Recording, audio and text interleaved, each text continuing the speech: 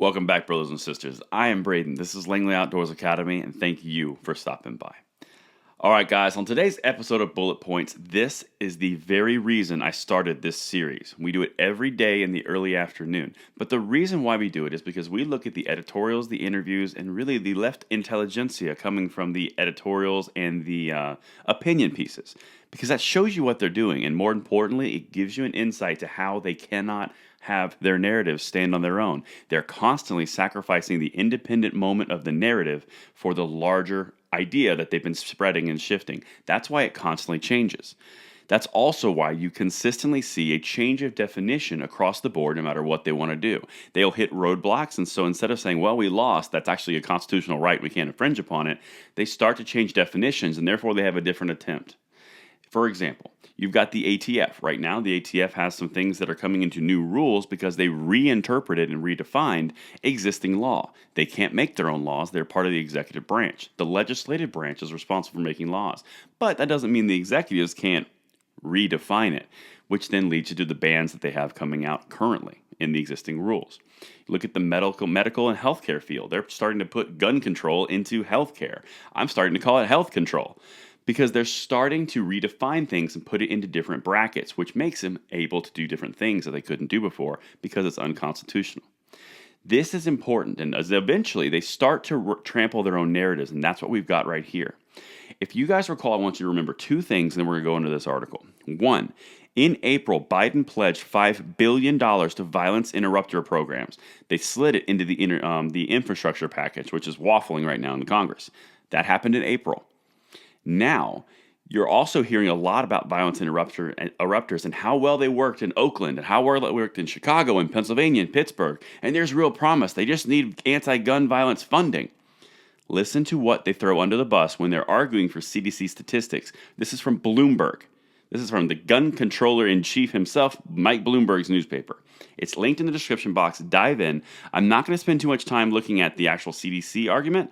I'm going to show you what they're throwing under the bus here, and it's important, and that's why we spread these things out. I want to know what you guys think. Let's get in. From the editorial board on Bloomberg News. Gun violence is an epidemic. Better data can help. The U.S. government is right to fund new research into firearm misuse after decades of trying to suppress it. So their whole argument here is they want more data from the CDC, but listen to what they throw on the altar of sacrifice for this narrative that they've been pitching for the past 9 months. So here's what they're trying to do. When the head of the Center for Disease Control and Prevention called gun violence a, quote, serious public health threat, redefining, in a recent interview, it may have seemed like garden variety politics. It was anything but. Rochelle Walensky, the CDC's director, was ending more than 2 decades of official near silence on the topic and suggesting a better approach may finally be on the way. Now, they're arguing here they want more money and more funding for actual CDC data collection on gun violence. Gun violence, right? Because it goes into gun control. The more data, the more they can pick out and the more they can misquote existing statistics. Perfect example, 40,000 people are killed a year for gun violence. Well, 2/3 of them are from suicides and self-inflicted harm, but that's still gun violence. That's my point. Now, this is where they start to go off the rails and they start to throw things and they sound so insane. Listen to this. I'm going to read the last snippet here, but this is important. Between 2007 and 2018, they're talking about extending a total of grants. Cancer, the third leading cause, received $335 million a year. Now, this is a main narrative of the left. We have to have equity of outcomes. We have to have $335 million for cancer studies, so we need $335 million for gun violence studies because it's second and third, respectively. But the big thing here is the Second Amendment is a guaranteed right in our Bill of Rights. The right to cancer does not exist. Cancer is a biological issue which happens in certain people, and it requires funding to solve and keep people alive at the tune of millions a year. It's not the same as a right where people misuse a tool. It's very, very different, and they get in trouble with this because cancer and gun violence, air quotes, are a little different. And that's kind of a disingenuous argument. But listen to what they're saying about violence interrupters, and this is where they turn it on its head. Let's get right to the good part. Evaluating current initiatives is needlessly difficult.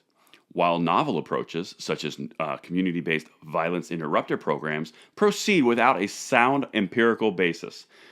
They just threw they just threw a violence interrupted programs completely under the bus, say it was non-evidentiary, has no backing and no empirical data and scientific basis, then why are you putting $5 billion in for it into the infrastructure package? Why have you been pitching it across multiple states and multiple articles documented on this channel for 9 months? That's what I'm saying. They'll pitch one thing for 9 months, and when that doesn't work, they throw it under the bus for the next thing that they want more. It's non-stop narrative switching, and that's important to note. Listen to the last piece that they do in this article. The federal government's effort to reduce traffic fatalities, widely considered a success, took decades of sustained attention and generous funding. Gun violence research deserves no less. Again, there's another correlation to something that's not related to guns. Every single American in the United States typically will drive a vehicle. A lot of vehicles are on the road, a lot of vehicle interactions. That's a little different than every single person carrying a gun and using it as an active tool every single day. It's an option tool that is only needed when required.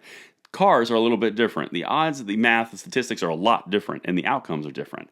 Again, one's not a right, one is a right. Completely different. But what's important here is, where did that lead to?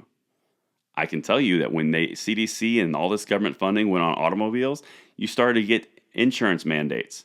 You started to get laws law violations if you violate fair use. You get speeding violations. I'm not saying speeding violations are bad, but what I'm saying is all the laws and registrations and mandates all came after all this studying, and that's where they're angling.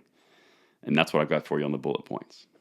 Let me know what you guys think in the comments field below, and I will see you at the 9 p.m. segment. This is Braden, signing out.